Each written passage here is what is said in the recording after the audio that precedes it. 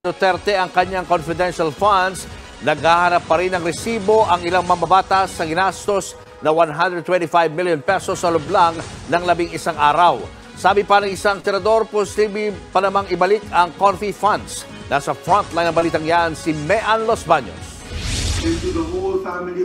Hanggat hindi pa final, may tsansa pang maibalik ang tinanggal na confidential funds ng Office of the Vice President at Department of Education. Daraan pa kasi ito sa Bicameral Conference Committee.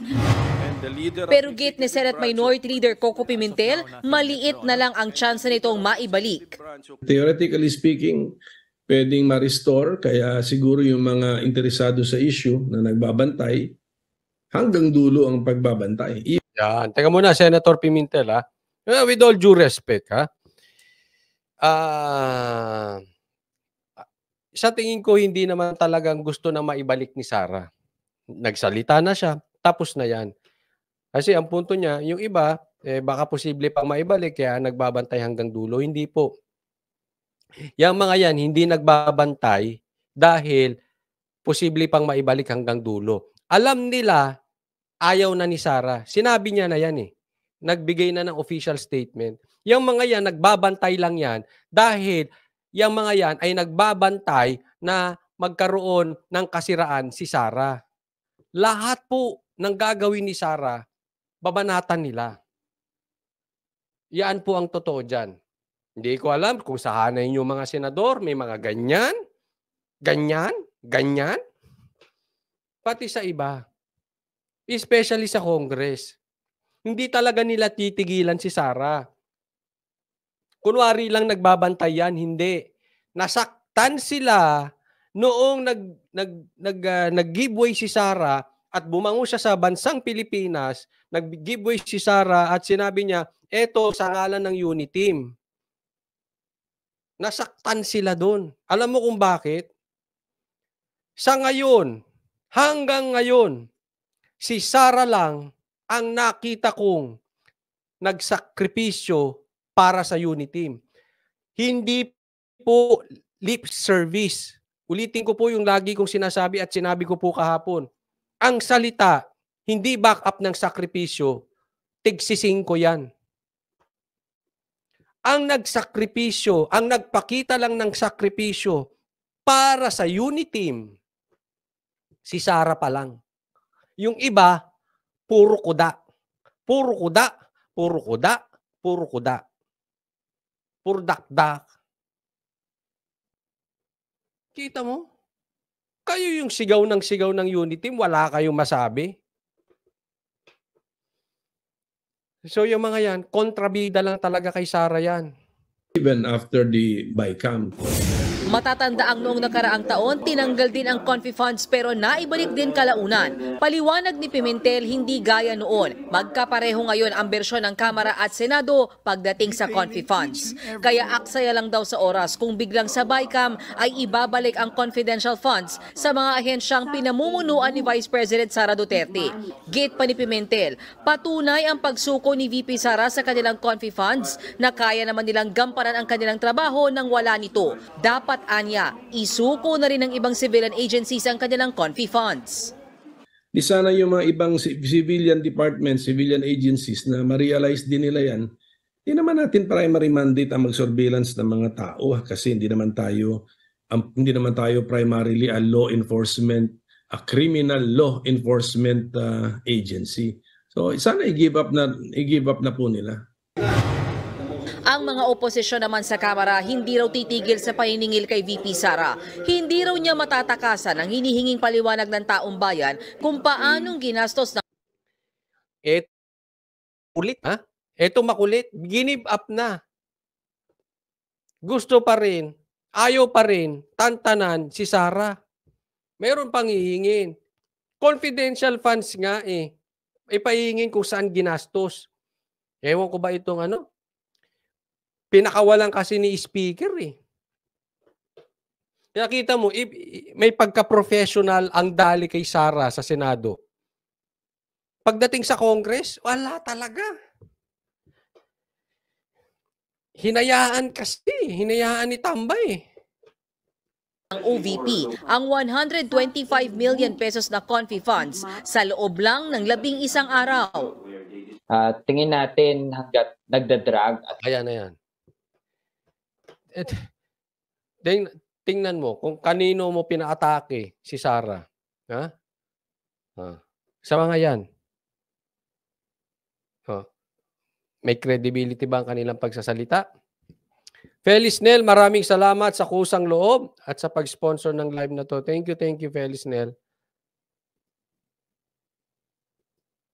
hindi talaga sumasagot ang OVP kahit na marami na naging pagkakataon para gawin yon. All the more lang na nakikita ng taong bayan na hindi talaga katiwa-tiwala, no, ang mga opisyal na sobrang Sabi mo lang yan? Ikaw lang nagsasabi niyan, kayo, 10 ng iyong mga kasamahan at ng leader mong si Tamba. Kahit po pustahan tayo, kahit anong gawin ng Duterte, palalabasin yung masama. Kasi sila ang ayaw sa mga klase ng grupong sinusuportahan ninyo.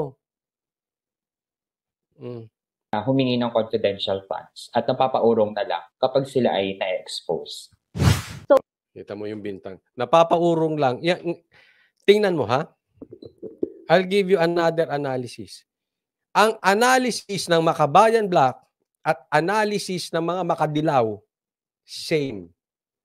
Ano meron? Ano meron sa inyo? Ang analysis nila, pagka naipit na, para sa kanila, bitawan. Sa madaling salita, wala nang choice si Sara, kaya binitawan niya eh. So sa madaling salita, masama pa rin si Sara. So lahat ng gawin, masama. Tandem talaga kayo ng mga dilawan eh, no? Itong Makabayan Black, ano meron? So, napilitan na sigurong magdesisyon ng ganito ang Vice President dahil talagang naging mabaho itong confidential fund. Kita nyo, yung tono nila. Pag makinig ka ng ibang vloggers nila, ng mga dilawang, ganyan din ang tono. Hindi sila talagang matutuwa. At saka alam mo naman parang ang datingan nga sa akin, iisa kayo ng kinukuhanan ng impormasyon? Iisa ba ang kumukumpas sa inyo? Parehas kayo parati? Ito Makabayan tsaka Dilaw? Naipit na lang. Bumaho kasi yung ginawa ni Sara patungkol sa confidential funds. Kaya sinuko niya na. Wow. Ayaw pa rin nila, instead na purihin, pasalamatan si Sara, ganyan ang ugali. Kaya ito po sana po tayo, huwag tayong gumaya sa mga dilawan. Ha? Pakiusap ko lang po. Huwag din tayo gumaya sa mga Makabayan Black na huwag na rin tayong gumaya doon sa vlogger abogado kuno na 3-0. Okay? Nakatingin sa tao, hindi sa issue. Tandaan po natin, may mga stand ang isang tao na pangit. May stand yan, maganda. Pag naman maganda yung ginawa, huwag naman na nating idiin. Pasalamatan na lang natin. Diba? Kasi po, pagka magiging ganyan tayo, katulad nila, tayo ay magiging panatiko. Ayaw ko nun. Hindi po yan pwede sa Banateros Brothers. Yung, again, diba? Katulad ako, maganda yung sinabi ni Amy, I go for that. Maganda yung sinabi ni Roque, I go for that. Kung may magandang sasabihin sila Boying, I go for that. But hindi ibig sabihin gusto ko sila. Pero hindi naman tayo laging galit.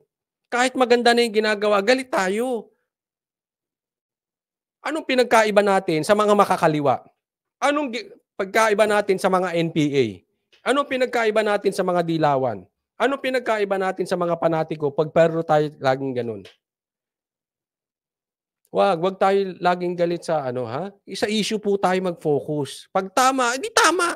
Pagka mali, mali. Kasi para tayo magiging bitter lang, pagka yung isang tao lagi nating ididiniin, nakitang-kita naman ng tao, maganda naman yung ginagawa. galit pa rin. Di ba? Wag po ganun. Tingnan natin on the issue at hand. Ito issue, ito tayo niya, okay. Ito issue, ito tayo niya, pag pangit, pangit. Di ba? At talagang inayawan ng taong bayan itong confidential funds. Nauna naman ang naghain ng Makabayan Block ng resolusyon sa komite para imbestigahan ng Confi Funds ng Davao LGU. Gusto rin nilang tuluyan ang alisin ang pagbibigay ng Confi Funds sa mga civilian agencies. Kamakailan, naghain na rin ng petisyon sa Korte Suprema para questionin ang legalidad ng paglilipat ng pondo ng Office of the President para gawing confidential funds ng OVP noong December 2022. Inaasahang magko-convene ang Kamara at Senado sa BICAM sa Disyembre. Nagbabalita Ito sabi ni Geoffrey Castillo. Ano kaya mangyayari kay FC pag wala na sa posisyon niyan?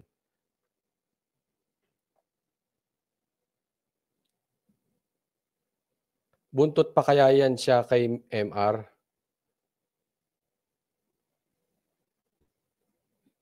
FC? Franz Castro at saka si Martin hindi yan.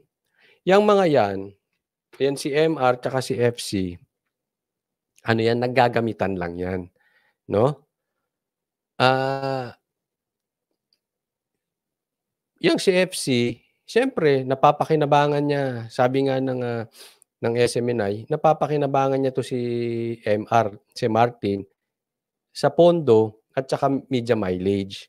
No? Papakinabangan eh. So, gamitin. Ito naman si MR, napapakinabangan niya to si Franz dahil para atakihin si Sara. Ang masama nito, parang naging makakaliwa kayo. Parang ang nangyari, insecure. Kasi lahat na lang, tatalikuran, magamit lang, makamtan lang yung personal agenda, which is maling-mali. Maling-mali yung ganun. Talo dito si Tamba. Maling-mali yung nagpapayo. Kung meron mang nagpapayo dito or political advisor to si Tamba, lahat po ng moves niya mali. Tapos dumikit pa siya dito, kila Franz. Walang maitutula. Ay nako. Kaya nga baka mamaya maging magtandem yan dalawa. Total sila ang best friend niya yun eh. Martin Romualdez at saka si Franz. Sila ngayon. Namamayagpag.